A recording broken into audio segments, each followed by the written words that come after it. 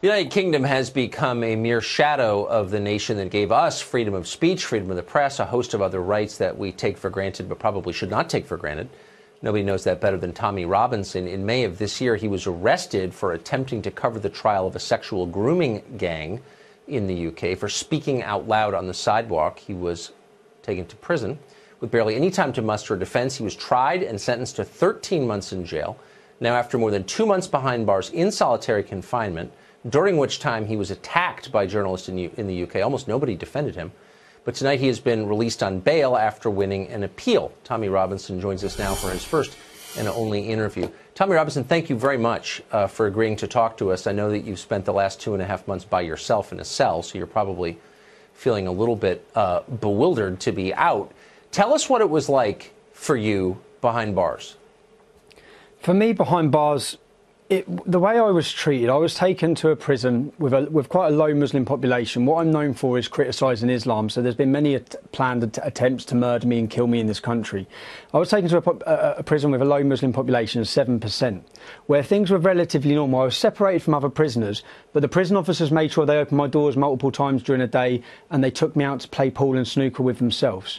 I was then taken from that prison and transferred to another prison. And I was transferred to the prison with the largest Muslim population in the UK for a CCAT prison. I was then put on solitary confinement, where I spent 2 months not seeing or speaking to anybody, and they used the reason that I was in danger. Now, they would have had risk assessments before I went there. I was purposely taken to be put in danger so that then that reason can be used to then put me on solitary confinement. And if you think about what has happened in this case, it took a number of hours to take me before a court, prosecute me, unlawfully imprison me, and then it took 2 months with the prisons moving me to prevent my legal access, shortening my legal visits, and it took months before I got the opportunity to go before a judge. Once the judge heard what had happened in the trial, we found so many illegal and wrongdoings within this kangaroo court that then it took another 2 weeks before I was freed. And to be honest, this whole encounter, if you talk about, I haven't eaten. I've lost nearly 40 pounds in prison. I had 1 tin of tuna and a piece of fruit a day. I was supposed to be in Her Majesty's prison service, not Guantanamo Bay.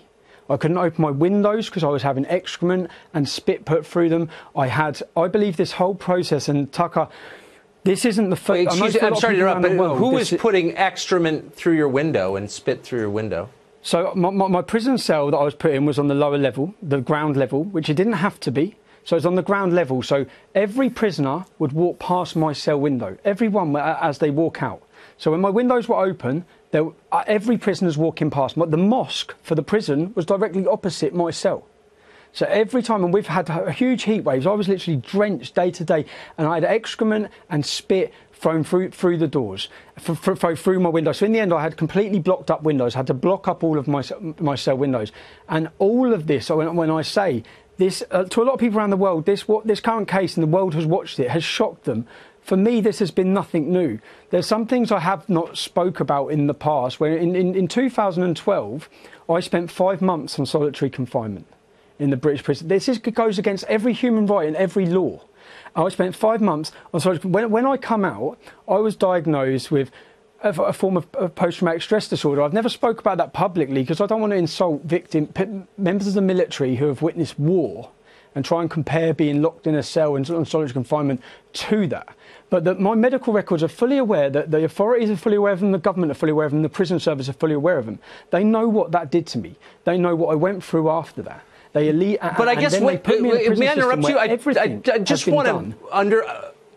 just want our viewers to understand why this happened to you in the first place. You went to prison in a supposedly free country for expressing unfashionable opinions in public. Did you, with this last round, you've been in jail for 2 months, did you hit anybody? Did you steal anything? Or did you say something the government didn't like? There was a court case going on where 29 people were in court for gang raping up to 100 young children. Now, I stood outside the court and I spoke, and all I done was read a BBC News article that is still online now for millions of people to see. Now, and I was taken and everyone would have watched the video, they said for a breach of the peace, they transported me to a police custody, and then my solicitor contacted the police custody. Then they emailed my solicitor, which my solicitor has this email, saying I was being released. Then they took me in a van back to the court through the back door. They put me up before a judge, and media reports have said that I pled guilty. At no point was I even asked whether I was guilty or not guilty. I was not even told, and I still, to this point now, have not been told and do not know what it is I'm deemed to have done wrong. In a British court of law, for a fair trial for anyone, they have to understand what it is they're being accused of. Contempt of court. That's all I've been told. What contempt of court? I was fully aware outside that court. I made sure to point out that these men are innocent until proven guilty. I said alleged. I was non-confrontational. There is no, the judges, and I know the law, the judges have no power to issue reporting restrictions on anybody, on any information that is already in the public domain. I was taken and whisked away, and what we've seen this week is the highest judge in our country has completely condemned this as flawed, completely criticised the handling of this case, the kangaroo court style it was to imprison me. And my biggest concern with it is, at this time, that when this has happened, and so many people, I say a thank you to the Middle East Forum, a thank you to Congressman Gosar, a thank you to Ambassador Brownback, people, a thank you to yourself, Tucker, people who come out, because we know that in this country, anyone who speaks about Islam, you can believe him a complete liberal. The minute you mention, criticise Islam, you are deemed and attacked by everybody. Now, and people put their neck on the line. Let me just ask you now, did anyone defend you? I mean, even if people disagree with you, you would think some would say he has a right, this man has a right to express his opinions. Did anybody defend your right to say what you think is true? Everyone of authority and every media company and mainstream media lined up to completely do hatchet jobs about why I should be in prison and how I deserve to be in prison. And the worst one, I'm reading a human rights lawyer defending why I should be in prison. Now, I'm in prison. I'm facing absolute. Yep. They know what they're doing to me. They know. At the time when I was in prison, they then come and see me in my prison cell and say, police are on their way to your house because there's intel there's going to be acid attacks against your wife. Now, I'm sorry, Tommy. We're out of time, okay. And on that sad note, I wish you good luck in recovering from this and on the time you're going to take off.